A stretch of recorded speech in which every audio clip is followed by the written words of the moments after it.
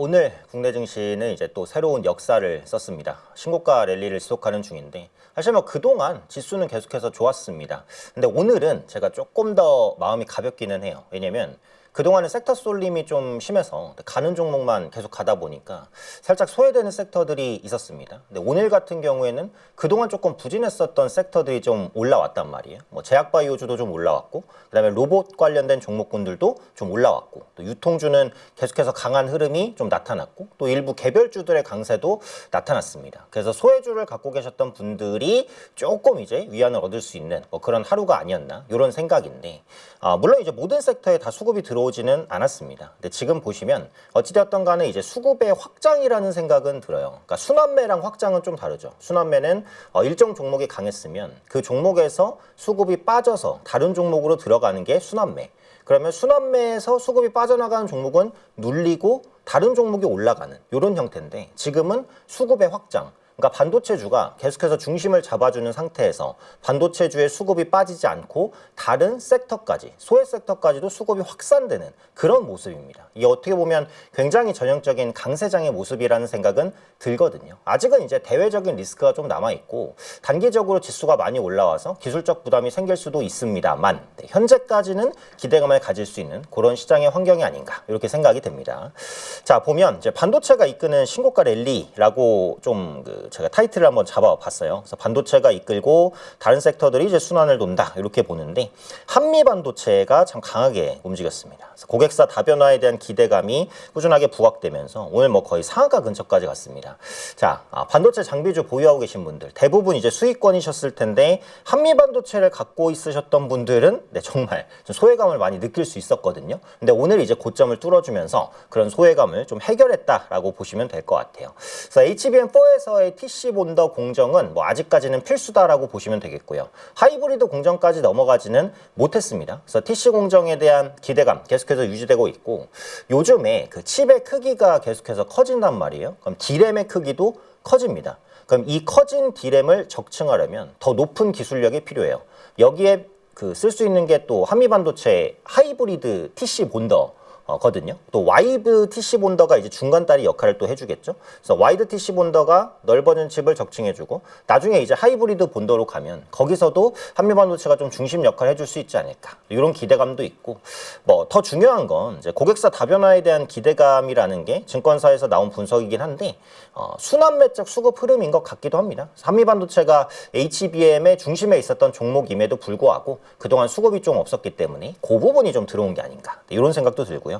자, 로보티즈. 반가운 반등입니다. 지난주부터 로보티즈에 대한 AI 사피엔스 얘기를 몇 번 드렸어요. 1,000만 원 초반에서 중반 정도 굉장히 저가의 휴머노이드를 내놨습니다. 그래서 중국의 유니트리와 경쟁할 수 있을 만한 로봇이고요. 그에 따른 기대감이 오늘 부각되면서 로보티즈, 레인보우 로보틱스, 뭐 클로봇, 일부 로봇주를 좀 강하게 밀어 올렸습니다. 성장주는 여전히 투자 심리가 좋은 것 같아요. 자, 명신산업. 이것도 제가 가끔 체크를 해드렸어요. 넥스트로그레이드에서 굉장히 이제 조금 등락이 컸었던 그런 종목인데 오늘 급등하면서 시세를 좀 뿜어줬습니다. 테슬라형 공급 물량 증가 기대감이 있어요. 핫스탬핑 관련주다라고 말씀을 드렸죠. 강판을 굉장히 900도 이상으로 뜨겁게 달궜다가 차갑게 식히면 강도는 강해지고 무게는 줄어든다. 그래서 차량 경량화의 핵심이다. 전기차는 일반 내연기관 차보다 몇백 킬로 더 무겁습니다. 배터리가 굉장히 무겁기 때문에. 그래서 차체의 무게를 줄이는 게 중요한데, 그 부분에서 명신산업이 큰 역할을 해줄 수 있다는 거죠. 관련해서 모회사인 MS오토텍까지도 같이 견인되는 모습이었고, 서울반도체 되게 고무적입니다. 개별주인데 이게 예전에 코스닥 시가총액 1위였어요.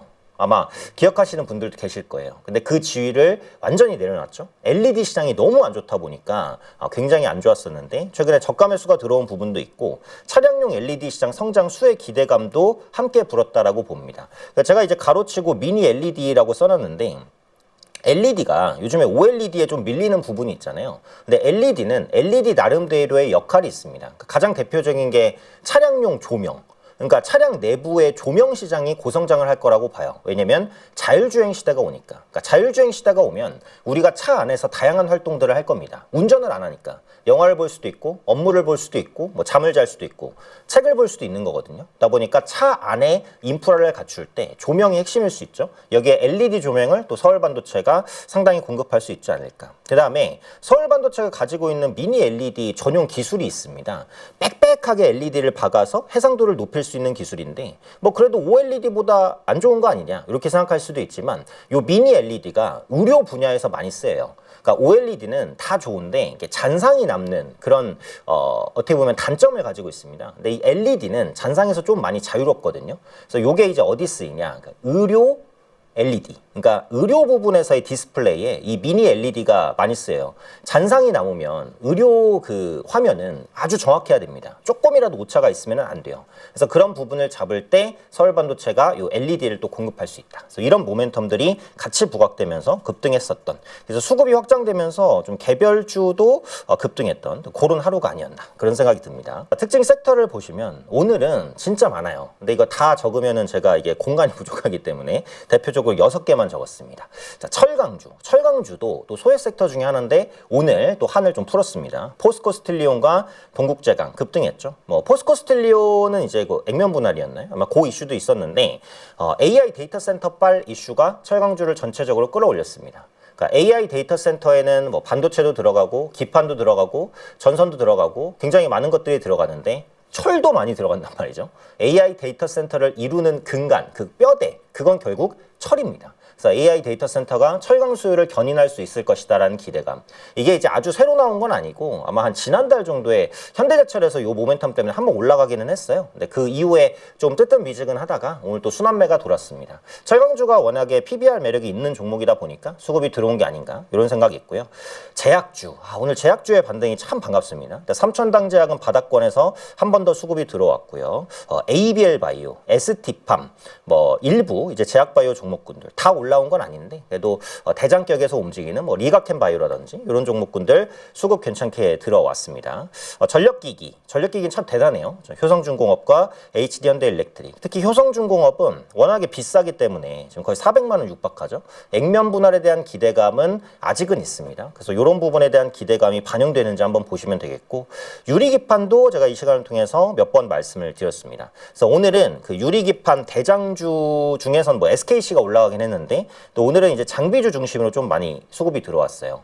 TGV 공정, 트루 글래스 비아, 유리 기판에 이제 구멍을 뚫고 구리를 채우는 그런 공정인데 관련주로 태성, 캠트로닉스, 피롭틱스 이런 종목군들이 오늘 수급을 뿜었습니다. 유리기판 관련주가 움직였으면 후차적으로는 또 액침냉각 관련주가 움직일 가능성이 꽤 있어요.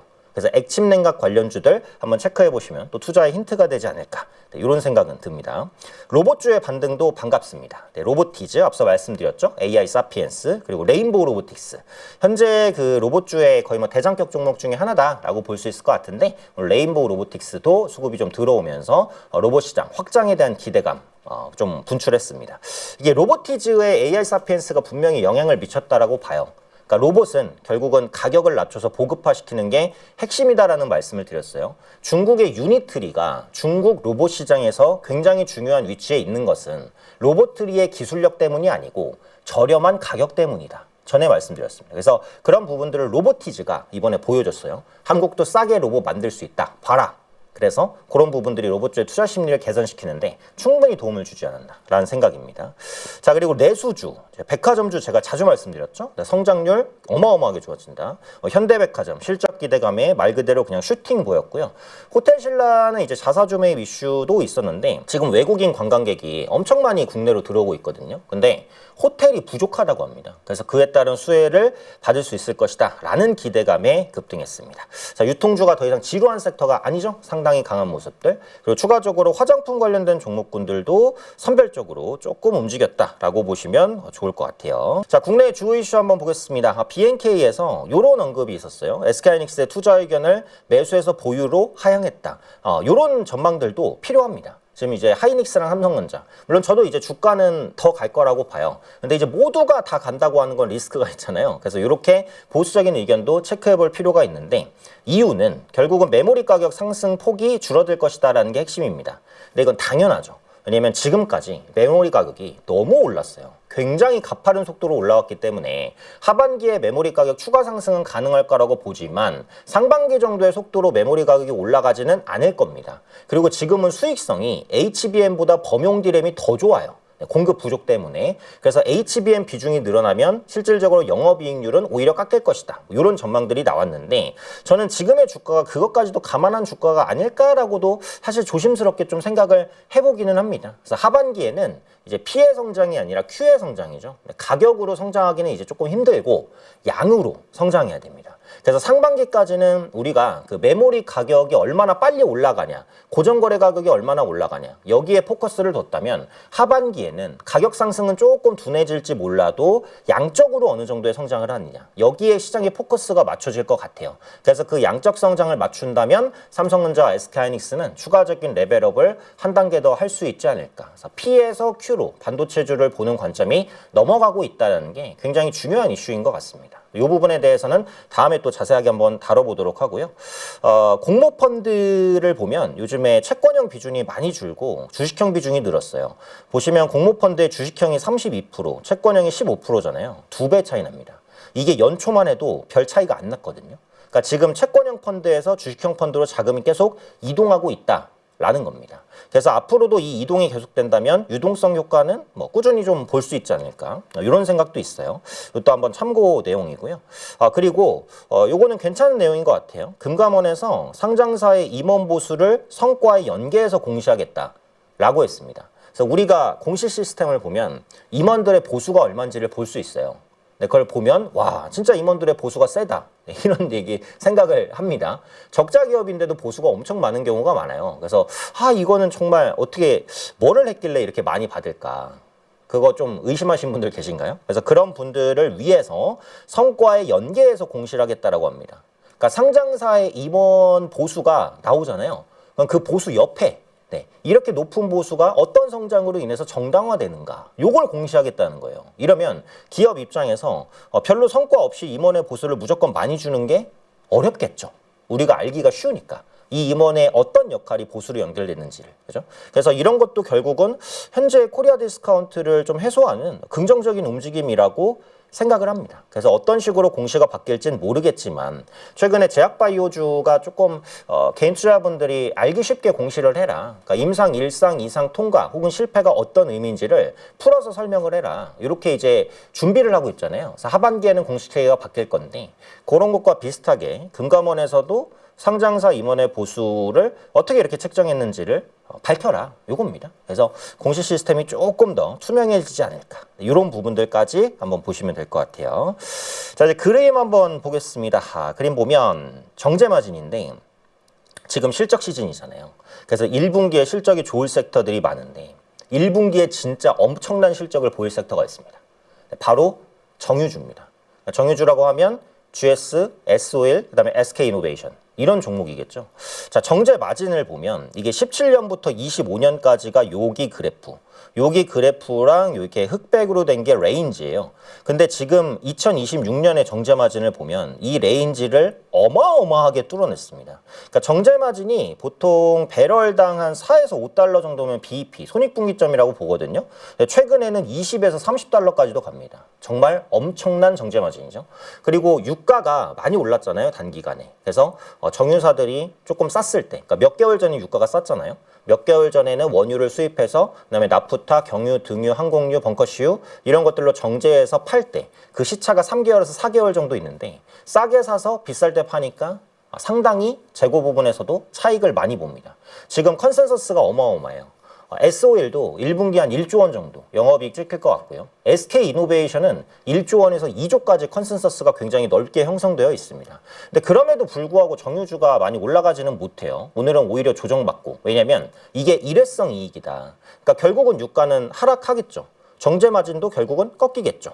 그런 부분 때문에 하반기에는 역기저 때문에 실적이 또 안 좋을 것이다라는 우려감도 있어요. 근데 어쨌든 1분기에 실적이 엄청나게 좋은 건 사실이긴 하거든요. 그래서 정유주가 여기서 조금 더 밀리거나 한다면 한번 이제 좀 볼 수 있지 않을까. 그래서 1분기 어닝 서프라이즈를 예고하고 있습니다. 그래서 정유주에 대한 관심 한번 좀 필요하지 않을까 이렇게 생각되고요.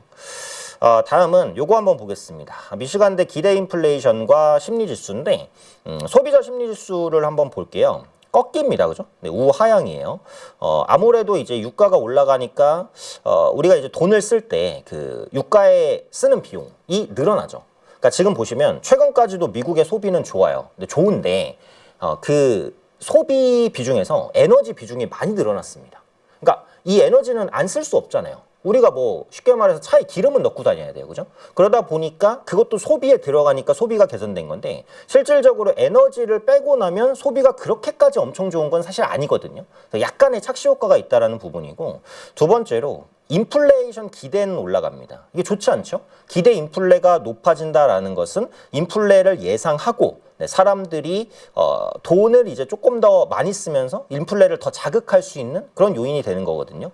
그래서 이 부분이 소비 심리수가 계속 꺾이고 기대 인플레가 지금처럼 올라간다면 미국 경제에 타격으로 작용할 수 있습니다. 그래서 앞으로는 이제 요 기대 인플레이션 지수랑 심리 지수 요런 거시적인 경제 지표들도 조금 보실 필요가 있지 않을까. 그러니까 지금 미국은 괜찮아요. 지표가 전체적으로 보면은 뭐 고용 아니면 뭐 투자, 소비 이런 게 크게 나쁘지 않습니다. 그래서 그런 부분들을 밟고서 좀 올라가고 있는데 지금 소비자 심리 지수가 살짝 꺾이는 부분이라든지 기대 인플레가 올라가는 것은 약간 경계할 만은 하다. 뭐 요 정도의 생각은 있어요. 이번 주 주요 일정 보시면은 이렇게 실적 발표 굉장히 많습니다. 하나오션 뭐 괜찮은 실적 나왔고요. 현대산업은 이제 약간 미달했어요. 그래서 오늘 흔들렸지만 뭐 하반기는 나쁘지 않을 것 같고 LG이노텍 좋은 실적을 냈고요.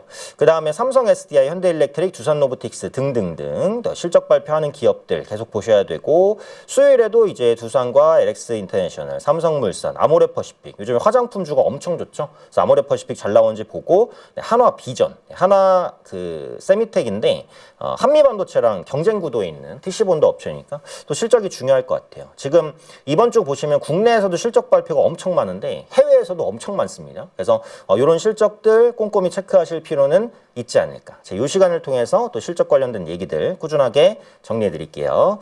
자, 여기까지 보고 그리고 이제 시간 외에 넥스트 트레이드에서 어떤 종목군들이 올랐는지를 한번 보겠습니다. 넥스트 트레이드에서의 이제 3시 반 이후 흐름인데 HD 건설기계가 많이 올라왔습니다. 이게 실적이 좋았어요. 또 호실적 발표 효과로 인해서 올라왔고요. 그래서 기사를 한번 보면 HD 건설기계가 중동, 아프리카, 중남미 신흥시장 광산용 초대형 장비 판매 그리고 선진시장 그리고 엔진 사업 부분 요즘에 또 엔진이 핫하죠. 데이터 센터 때문에 그래서 이런 부분이 기타 등등 좋은 실적을 냈고요. 그러다 보니까 이게 같은 섹터에 있는 종목이 다 올라왔어요. 두산밥켓 그다음 뭐 진성 TC, 전진건설 로봇 이건 뭐 그 약간의 재건 테마긴 한데 어쨌든 HD 건설기가 좋은 실적을 내면서 중장비 관련된 종목군들이 넥스트레이드에 좀 올라오는 그런 모습이 나타났고요. 효성 장중에도 강했는데 3시 반 이후에도 강합니다. 알짜 자회사들이 너무 많죠. 특히 이제 효성중공업 가장 좋죠. 전력기기 관련주 급등하다 보니까 지분 가치에 의해서 효성이 추가적으로 밀려 올라가는 모습. ABL 바이오 오늘 정말 제약 바이오주 중에 좋았는데 넥스트레이드에서도 좋습니다. 그래서 이런 흐름으로 잘 마무리를 한다면 내일도 제약 바이오주 살짝 기대해 볼 수도 있지 않을까? 이런 생각도 듭니다. 그래서 제약 바이오주에 대한 기대감 계속해서 가져가고요. 재룡전기, 일진전기, 전기 관련된 테마군들 올랐고 예스티, 어닐링 장비, HPSP, 이오테크닉스 말씀을 드렸는데 그 두 종목 다 올라가다 보니까 예스티까지도 좀 끌려 올라가는 그러니까 반도체 장비 내에서 좀 덜 오른 종목이 뭔지를 시장이 계속 찾고 있는 것 같아요. 그런 흐름들 나왔고 HL 만도는 자동차 부품주인데 이게 휴머노이드 액추에이터 관련주로도 분류가 되죠. 자동차 부품주인데 로봇 모멘텀이 붙었는데 지금 로봇주가 강세를 보이다 보니까 로봇 모멘텀이 붙은 다른 종목군들도 같이 좀 올라간다. 그래서 지금 넥스트레이드의 특징은 HD 건설기계가 호실적을 내면서 건설기계 관련주를 전체적으로 조금 붐업시켰던 부분 일부 제약바이오주의 강세가 나타나면서 로봇 관련된 수급 확장 여기까지도 나옵니다. 그래서 내일 시장에 대한 힌트를 이렇게 한번 잡아보시면 좋지 않을까 이렇게 말씀드리겠습니다.